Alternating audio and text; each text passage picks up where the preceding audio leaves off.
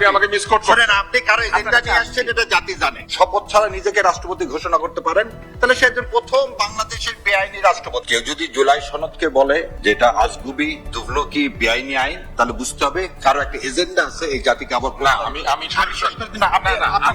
আমি জুলাই সনদকে তুগলকি বলি নাই। আপনাকে বলিনি, আমার শেষ করতে দেন, তারপর আপনার বলা। আপনি আমাকে মিসকোট করতে হবে না।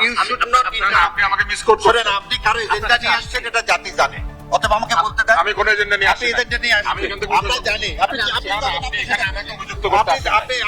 না, আপনি আমাকে অভিযুক্ত করতে আসেন। আমাকে বলতে দিবেন তো ভাই। আপনার কাছে আমি আসছি একটু পরে। 1971 সালে আমরা মুজিবনগর সরকার গঠন করি। এই মুজিবনগর সরকার যারা যে যেখানে আছেন, কনস্টিটিউশনের 84 নম্বর 78 নম্বর পাতা খুলেন।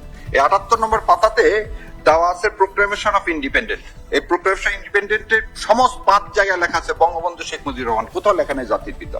এবং এই 78 নম্বর পাতার শেষে লেখা আছে যে কি লেখা আছে 78 নম্বর পাতার শেষে, যে রাষ্ট্রপতি এবং উপরাষ্ট্রপতিকে শপথ পড়াবেন অধ্যাপক ইউসুফ আলী। শপথ না পড়ানো পর্যন্ত সে রাষ্ট্রপতি হয় না। শেখ মুজিবুর রহমান 10 তারিখে বাংলাদেশে এসে নামলেন ভারত দিল্লি হয়ে। দিল্লির কথা ছাড়া তো আবার নামতে পারেন না। দিল্লি হয়ে নামলেন, শপথ পড়লেন না। 11 তারিখে উনি কি দিলেন? Provisional constitution of Bangladesh order. শপথ ছাড়া নিজেকে রাষ্ট্রপতি ঘোষণা করতে পারেন, তাহলে সে একজন প্রথম বাংলাদেশের বেআইনি রাষ্ট্রপতি। কাছে শপথই নেননি। আজকে যে সনদের কথা নিয়ে তুগলুকি শুরু হয়েছে সেই 72 সালে 11 জানুয়ারি। এই পেজ নাম্বার কত সেটা বলে দিই।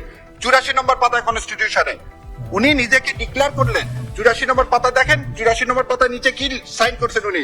বাংলাদেশের রাষ্ট্রপতি হিসাবে Sheikh Mujibur Rahman, President of the People's Republic of Bangladesh. Fraud কাকে বলে? মুক্তিযুদ্ধের সাথে প্রতারণা, মুক্তিযোদ্ধাদের সাথে প্রতারণা। আর আজকে আপনি আসছেন তুগলকি আইন না? এই 72 সালের যে প্রভিশনাল কনস্টিটিউশন অর্ডার দিলেন উনি কোন ক্ষমতা বলে দিলেন? তো শপথই নেননি, তাহলে ওটা বেআইনি। ওই বেআইনির বলে এই 72 সালে যে কনস্টিটিউশন রচনা হলো, আবু সাইদ চৌধুরীকে উনি 12 তারিখে শপথ পড়ালেন, সব বেআইনি।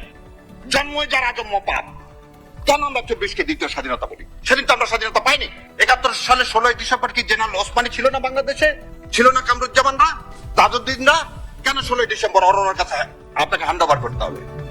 কেন আমার কনস্টিটিউশনের ড্রাফট রেডি করে দেবে ইন্ডিয়া? ও, এই কথা আপনারা বলবেন না। আপনারা একদিকে দিয়ে বলবেন, এক পেতা হয়ে বলবেন। কোনটাকে বলবেন?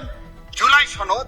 যখন মানুষ তারা নতুন সূর্য দেখার স্বপ্ন শুরু করছে, তখন আপনি একটা নেগেটিভ তৈরি করবেন। এই জাগ গেল, জাগ গেল, জাগ গেল।